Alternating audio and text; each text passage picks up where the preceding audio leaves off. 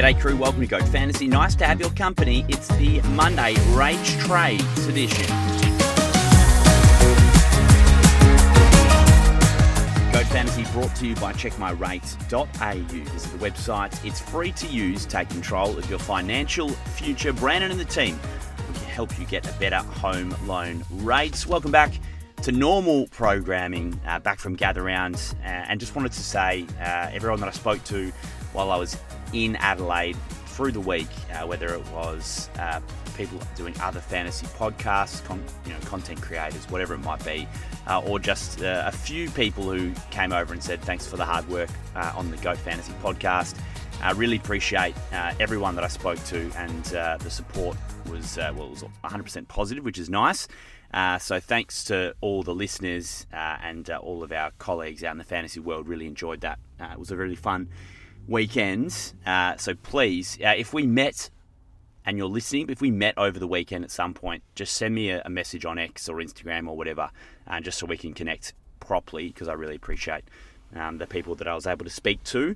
And as always, we come out of the weekend with a multitude of issues that we have to deal with. So I actually recorded a podcast last night in the sort of early evening, but the news that Devon Robinson was out for the rest of the season meant that we sort of had to rip it up and start again. So I think this one did catch a few at West Coast by surprise, and perhaps not necessarily the medical staff and the doctors, but the majority of the people at the club, I think, thought this was going to be a medial issue for Devon Robinson, but unfortunately scans confirmed yesterday that it is a torn ACL. So Dev Rob out for the season, which is a real blow, because just from a non-fantasy perspective, like his career arc, being drafted out of under-18s to Brisbane, making sort of a promising-ish start to his career, and then the Lions' ascension has meant that it's been hard for him to get a game consistently over the years. He played in a couple of finals as his contract was expiring a couple of years ago, and that ultimately probably played a part in him re-signing, and he stayed even though they were getting Will Ashcroft, they were getting Levi Ashcroft, they were getting Jasper Fletcher and Marshall and all those guys. So just got pushed down the pecking order, but he is a very competent AFL player, and for him to come home, start really well at the Eagles, and then do his ACL is disappointing from a West Coast fan perspective for Dev himself, but also a fantasy perspective, because he's been so solid for us in that F6 slot. So it means that there's a forced trade there with Dev Rob. For those who have Dayne Zorko, unfortunately 29 and a calf, so 2 to 3 weeks. 29 was his score in AFL Fantasy. 2 to 3 weeks on the sidelines. The club have said to me that if there is any hint that they need to be conservative, they will. So there's no guarantee that he comes back after 3. But a fast return would be a bit of a surprise. So potentially it's a hold in Supercoach. If you've got the bench cover, which most of us do in defence, but in AFL Fantasy it's a trade, and just sit tight in draft, and hopefully the soft tissue issues won't come back for Zorko, because he's really been injury-free for a couple of years, which has been great. Unfortunately, we've run the gauntlet, with a 37-year-old, and it's come unstuck. So at least in fantasy you got him covered by someone on your bench, but it still hurts having another forced trade. And if you're like me, you've also got Connor Buderick. So there are 3 forced trades for the weekend, particularly in fantasy, and Buderick's got a lower leg issue. The club have sort of intimated that he's going to be missing time, and we'll get actual confirmation of what the injury is probably at sort of 5 o'clock today when they release their injury report. So Dev Rob, Dayne Zorko, Connor Buderick, all forced trades this week, unfortunately. So we're going to have to do some thinking and do some diving into what these moves are going to be.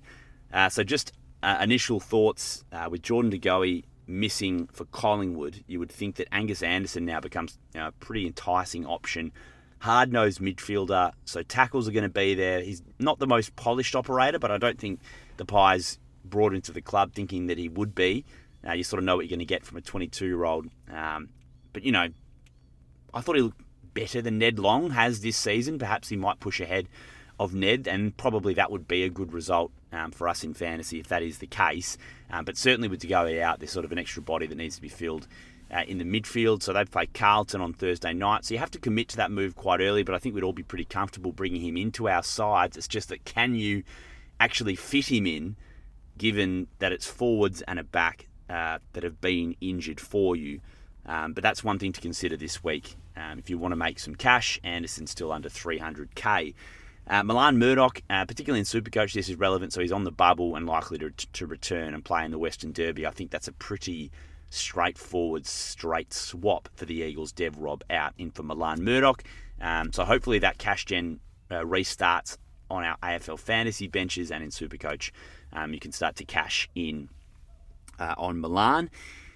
So who are we looking at this week? So Archie Roberts jumps us off the page with his role at Essendon and the way that they are playing. So they've sort of tripled down even on just chipping the ball around the back line. So Roberts scored massively across both formats and is available at a reasonably good price for someone who's going to score in that way. If he goes back to playing midfield or has that managed minutes again, it'll be a disaster.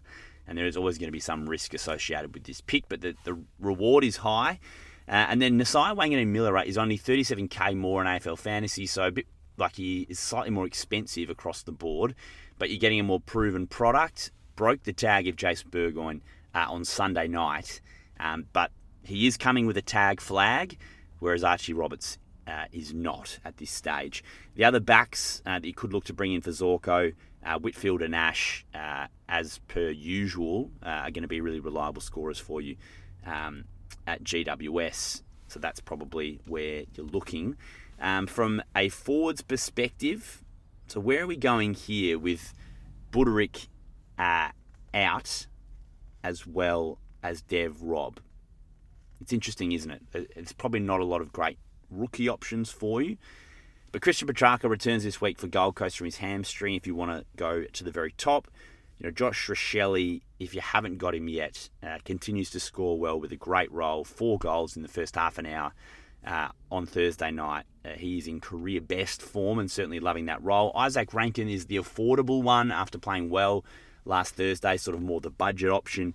And Jack Ginnivan is one that has really jumped out of the box. I don't think it's a surprise to anyone to see him maturing and playing good footy, but he's playing a really nice role for Sam Mitchell's side. So Jack Ginnivan, if you're willing to take that risk and roll the dice, I think would be a nice addition to your forward line. Hopefully you've got some DPP that you can make some moves. So like in Supercoach, I can take Braden Cook into the forward line. Even Jack Watkins is sitting there, so you can be a little more creative. But you're going to have to make some decisions on what's that. Do you need a budget player in your forward line? Because there's been some shockers so far this year. Lombard and Doveston are just sitting there rotting on the bench. Bailey Williams as a ruck forward, just throwing his name in the ring. If he continues to solo ruck for West Coast, it'll be interesting to monitor his scoring. So obviously he played against Mitch Edwards on the weekends at a small ground. I think that would have been favourable for ruck scoring. So let's just see how that shakes out for Bailey at West Coast. And then just from a ruck perspective, Luke Jackson with Sean Darcy injured, sort of shaping as a big scorer this week, particularly against the Eagles, if you can find a way to get him into your side. So, there's a lot to work through for us. Injuries haven't made things easy. I think we can deep dive with this throughout the week to work out what the best moves are. But I think Anderson shapes Thursday night as a good option for us. And then, if you're playing Supercoach and you haven't got Murdoch yet, I think that's a really solid move to a couple of basement prices, and then hopefully you've got the cash to get up to a big boy in your forward line. I mean, Kasai Pickett, one that we probably keep mentioning every week, but he continues to play really good footy. He got tagged by Andy McGrath on the weekend, but hopefully a return to form for him and for Melbourne in the coming weeks. All right, appreciate your time on Goat Fantasy. Monday Rage Trades edition. We're going to have the mailbag coming up and more news throughout the week. Stay tuned on Goat Fantasy. Catch up with you soon.